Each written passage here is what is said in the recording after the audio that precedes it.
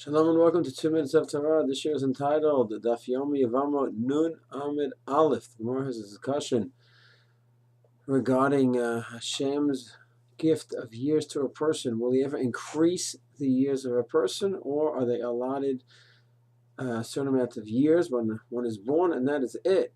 A person may lose those years, but God will never add on to the years. Machlokes between Rabbi Akiva and the Chachamim. Akiva maintain that God will not add on to the years, and Chachamim maintain that Hashem may, if one merits it.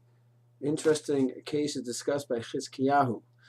So Chizkiyahu was going to lose years of his life because he saw through Ruach Hakodesh he's going to have a horrible son, Menashe, and therefore he decided he will not continue to be involved in Pru Urvu because of the disaster that's going to result. Chizkiyahu told him that he's going to be punished for not being involved in Pru Urvu, and that's it. It's too late. Chizkiyahu pleaded with him, "Let's give me another chance." He said, "No." Chizkiyahu said, "No, you're wrong, Chizkiyahu. Until I'm dead, there is a chance. Please let me marry your daughter, and maybe the merit of your daughter and myself marrying each other, who knows? Maybe that will undo the decree of the future son that I'm supposed to have." And he does get married, and he has Menashe, who is, of course, the worst of all Jews and a horrible leader, kills his own grandfather. Absolute Russia, just like he predicted. The Nefesh Hachaim, at the end of Shar Aleph, Chav Bet, writes that when it comes to observing the mitzvah, we simply do just that. We follow the Torah, the guidelines of the halachot, the isurim, the positive mitzvah, and that is it. And we grow through the observance of that system. In terms of the outcome, what's going to be, we simply don't know. We cannot judge that.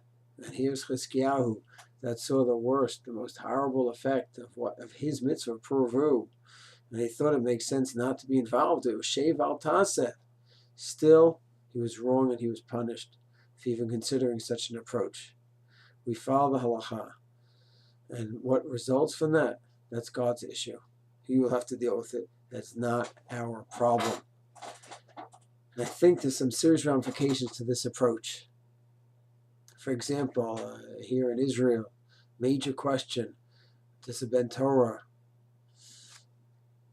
serve in the army, in Tzahal or not? Raging machlokes since Hakamat Medina.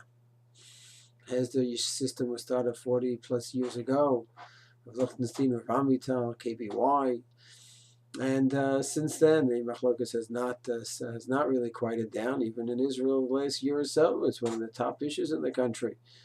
Unfortunately, right now our top issue is the security, but when that comes down, Mitzvah Hashem, so it comes up again, the issue of a Ben Torah in the army. To me, when I hear arguments that everyone has to serve, it's just right. We're all Jews. And the other side says, what do you mean? The world is going only because people are learning Torah. These arguments don't mean much to me.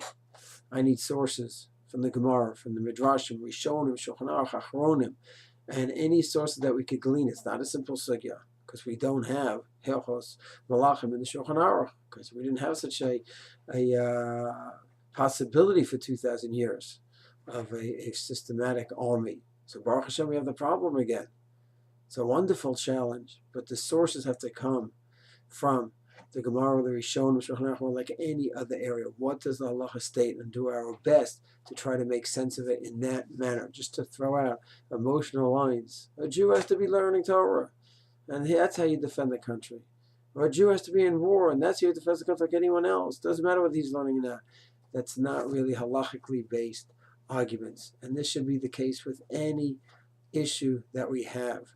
We should not be thinking about the results. What's going to be with the Torah? After the Holocaust, we have to build up Torah. After the Holocaust, there's no Jews left. You have to have more and more and more children, no matter what the cost is. Hold on, there's a sugya called Pru Urvu, and there's times when one is absolutely chayv in Pru Urvu midaraisa. One's chayv in Pru Urvu midarabanan, and sometimes one is patur from Pru Urvu. And sometimes one is asur in Pru Urvu. It could be a danger to the wife, psychological danger, physical danger. The family could be falling apart. Having more kids could be a disaster. So these kind of arguments are just, well, for this goal and for that goal, we have to be anchored in halacha in the system, and emotional arguments and arguments about the goal and this goal and that goal, we could fall prey to the same flaw as Chizkiyahu HaMelech, who looked at the goal instead of the system of the halacha itself. Shalom.